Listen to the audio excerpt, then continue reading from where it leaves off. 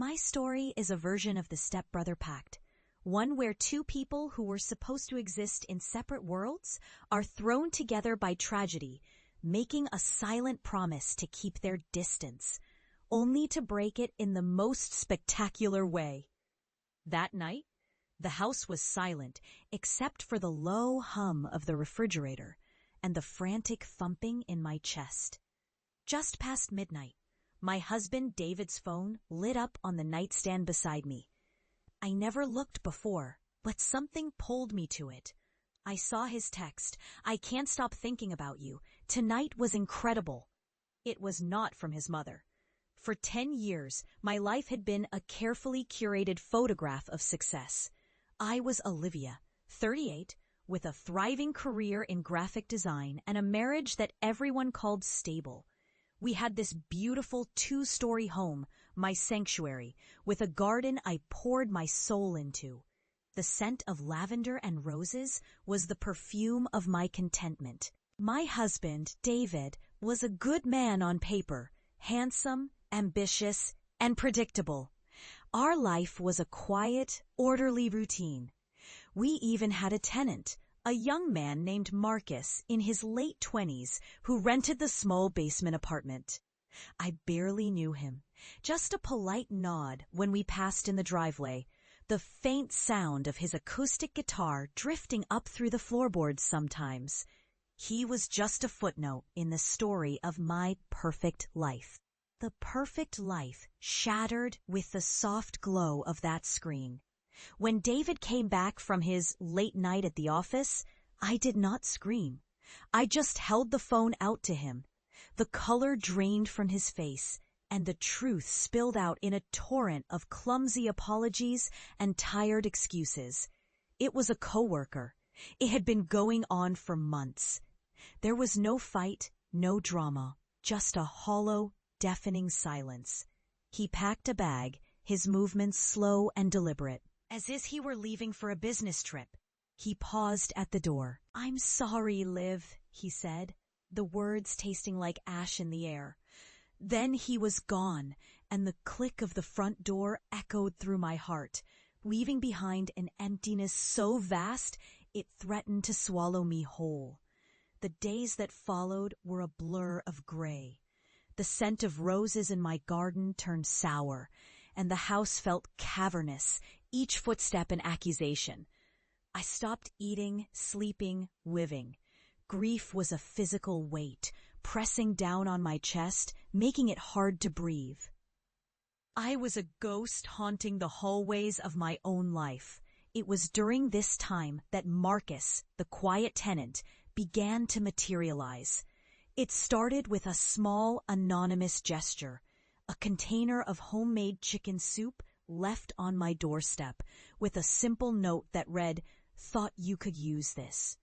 The steam from the soup was the first warm thing I'd felt in weeks. A few days later, he found me standing numbly in the overgrown garden, weeds choking my once perfect roses. He didn't say much, just, "It's a lot for one person. Can I help?" His voice was gentle, a low, soothing melody that cut through the static in my head.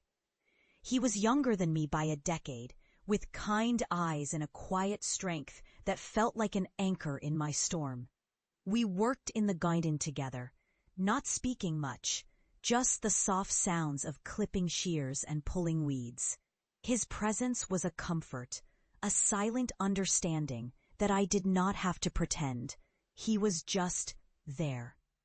And in that shared silence, I started to feel something other than pain. A flicker of warmth, a dangerous, forbidden spark.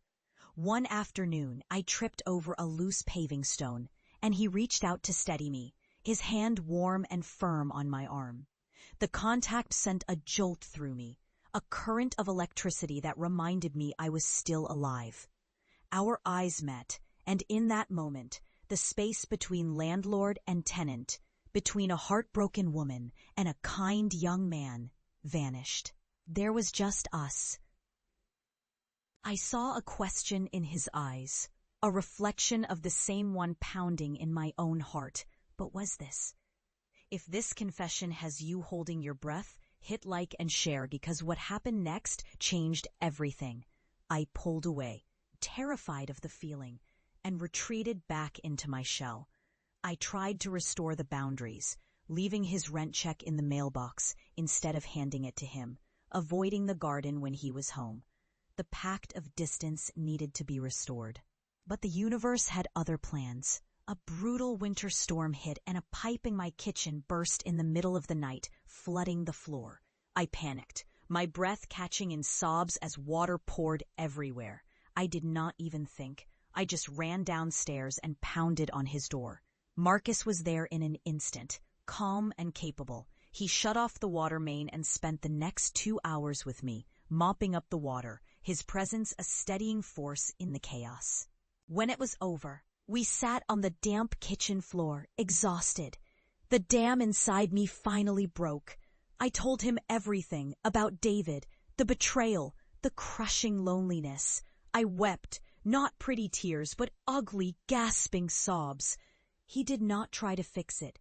He just sat with me, listening, his shoulder a solid presence next to mine.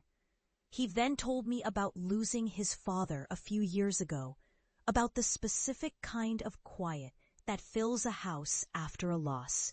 In that dark, water-damaged kitchen, we found a connection deeper than any touch, a shared understanding of grief and healing.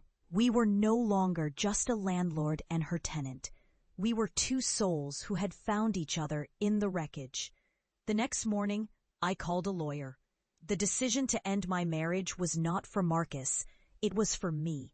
It was about choosing to live again, to find a second chance at happiness that I deserved.